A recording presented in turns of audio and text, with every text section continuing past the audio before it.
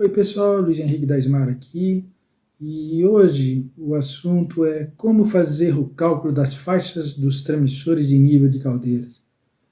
Esse é um assunto bem interessante, porque engloba vários conceitos de medição de nível, e se você entende como faz o cálculo de um transmissor de nível de caldeira, você terá facilidade para calcular a faixa de qualquer transmissor. Então, vamos ver?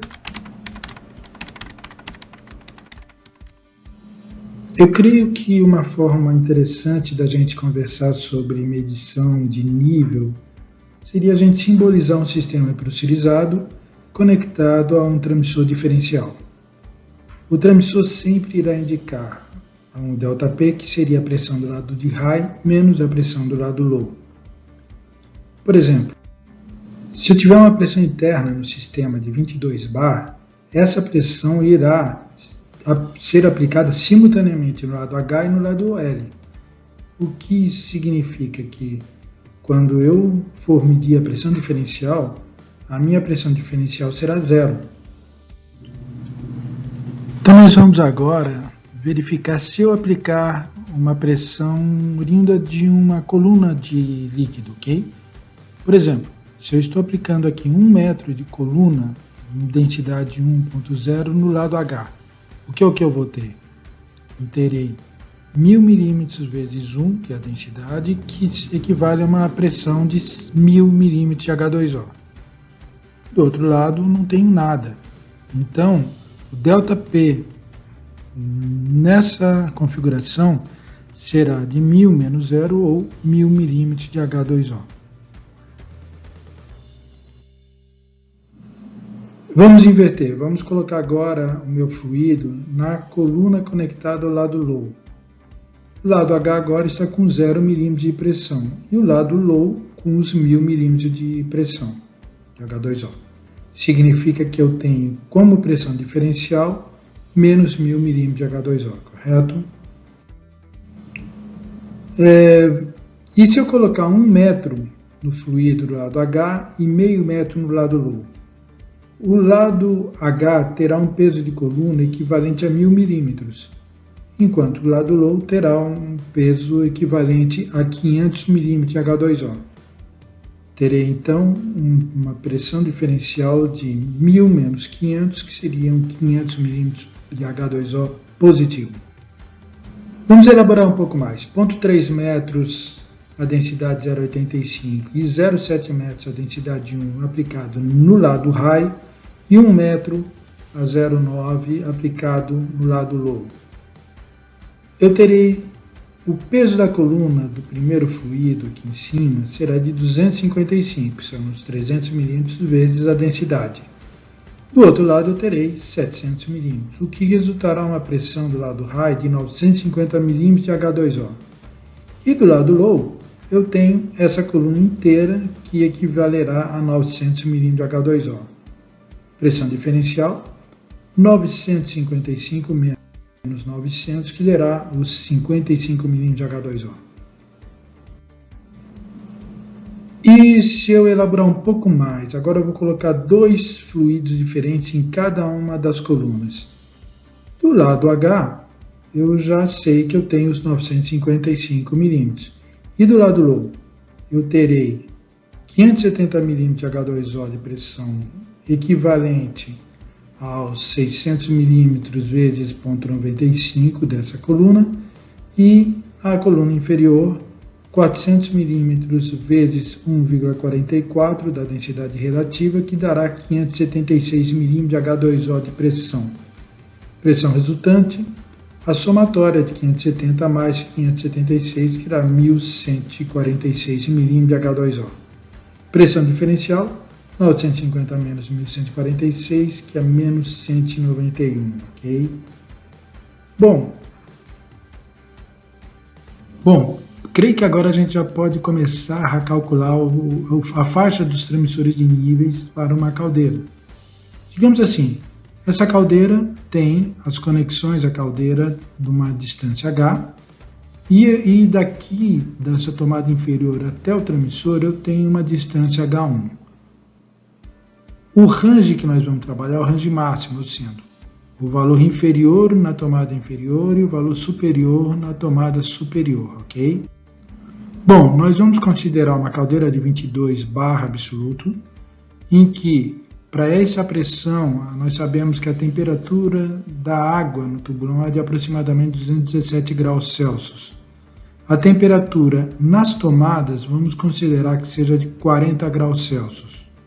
Isso dá uma densidade relativa da água interna no tubulão de 0,84, densidade relativa do vapor saturado 0,011. Isso é importante, eu tenho vapor no lado superior do tubulão e esse vapor tem peso e ele deve ser considerado para o cálculo do transmissor diferencial, ok? E a densidade relativa da água nas tomadas será 0,992, que é a densidade a 40 graus Celsius. Mas vamos simplificar um pouco. Já que eu tenho 22 bar aplicado tanto na câmara H como na câmara L, eu não preciso entrar com os 22 bar de pressão no cálculo. Assim como essas duas colunas que estão no segmento H1, elas são idênticas, do mesmo comprimento, então eu também posso cancelá-las e não considerá-las no cálculo, ok? Com isso, olha só, ficou bem mais simples o meu cálculo do transmissor.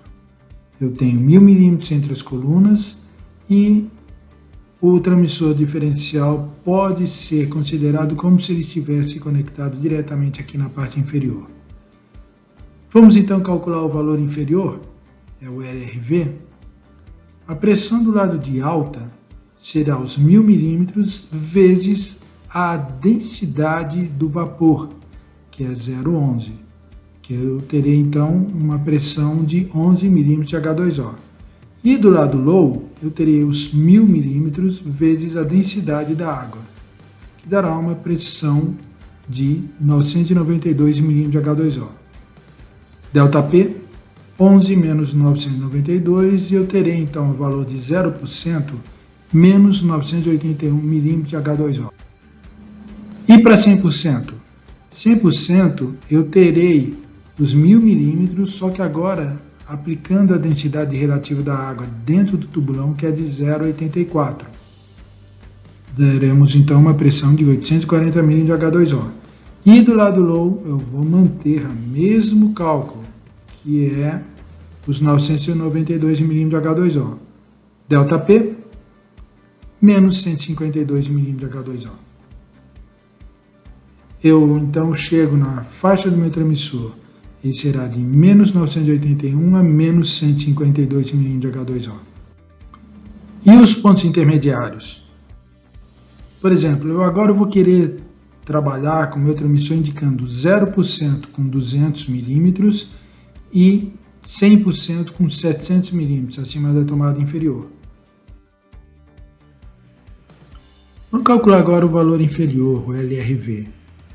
A pressão do lado high será os 200 milímetros de água mais multiplicar por 0,84, porque essa é a densidade dentro do tubulão.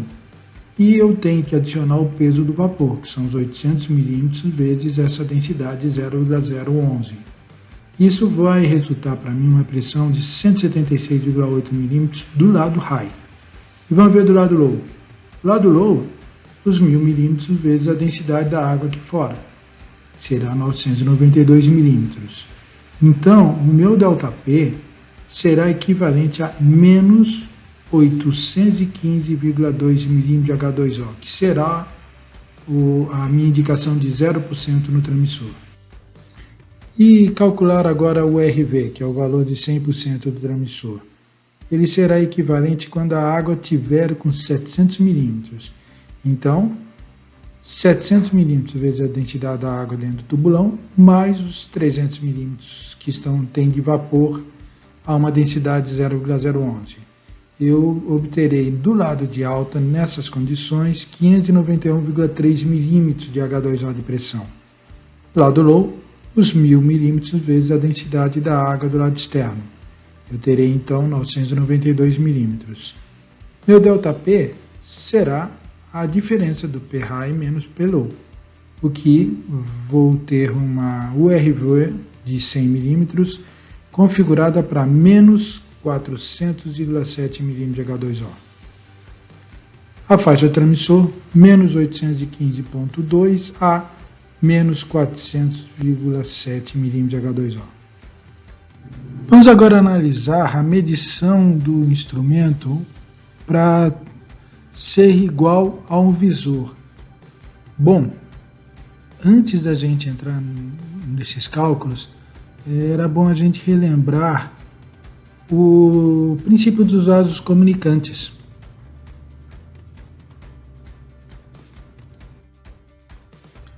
Então eu tenho aqui dois vasos comunicantes, um deles com uma densidade 1, o outro com densidade 2. Conceitualmente, nós não podemos dizer que H1 é sempre igual a H2. O princípio do vaso comunicante só nos garante que a pressão 1 é igual à pressão 2. Se a densidade 1 não for igual à densidade 2, H1 e H2 serão diferentes. Por isso eu só posso garantir que H1 é igual a H2 se densidade 1 for igual à densidade 2. Onde se aplica isso? No nosso tubulão e nosso visor. Imaginem só, dentro do tubulão eu tenho uma densidade aproximadamente 0,84, eu tenho uma temperatura muito alta lá dentro, 217 graus. Só que do lado de fora, no visor, mesmo estando quente, vamos considerar que a temperatura da água esteja em torno de 50 graus Celsius. Significa o quê? Uma densidade relativa do lado de fora de 99. Isso faz com que 1000 milímetros de água, a densidade 0,84, vai equivaler a apenas 848 milímetros no visor, uma densidade 0,99. Aí obtém-se o equilíbrio. E vejam só, o visor meu vai estar indicando um pouco abaixo do nível real lá dentro do tubulão. Bom, vamos então aplicar na nossa medição o princípio do vaso comunicante. Eu vou querer que meu transmissor indique 200 milímetros de H2O, que é o início do visor, o 0%. E quando eu estiver com 700 milímetros, eu quero que indique o 100%, ok? Vamos começar a analisar uma caldeira de 22 bar absolutos. A densidade relativa da água no visor já não será mais aquele 0,84 que nós estávamos discutindo antes, porque aqui a densidade vai ser maior. Então, eu terei em torno de 0,988 de densidade relativa aqui no visor. E do lado da tomada, eu terei a densidade 0,992. O cálculo do valor inferior. Valor inferior. Do lado alto, eu terei 200 milímetros vezes a densidade da água no visor, mais 800 milímetros vezes o vapor, que está aqui acima da tomada de 200, ok? E me resultando uma pressão do lado high de 206,4 milímetros. E o lado low? O lado low será sempre os 1000 vezes o 0,992, o que vai resultar como valor inferior, menos 785,6. E o valor superior? Superior nós teremos 700 milímetros, com essa densidade, mais os 300 milímetros restantes de vapor, que resultará numa pressão de 694,9 milímetros de H2O. Do lado low, novamente os nossos 992 milímetros, o que resultará numa URV de menos 297,1, ok? E o pessoal fala, podemos simplificar? Vamos tentar simplificar. Vamos tentar fazer uma simplificação no cálculo do transmissor? Vamos continuar considerando o transmissor marcando 0% com 200 milímetros e 100% com 700 milímetros, ok? Mas o que eu quero fazer? Não vamos considerar dessa vez o peso do vapor, e vamos considerar que todas as densidades relativas das águas são aproximadamente 1.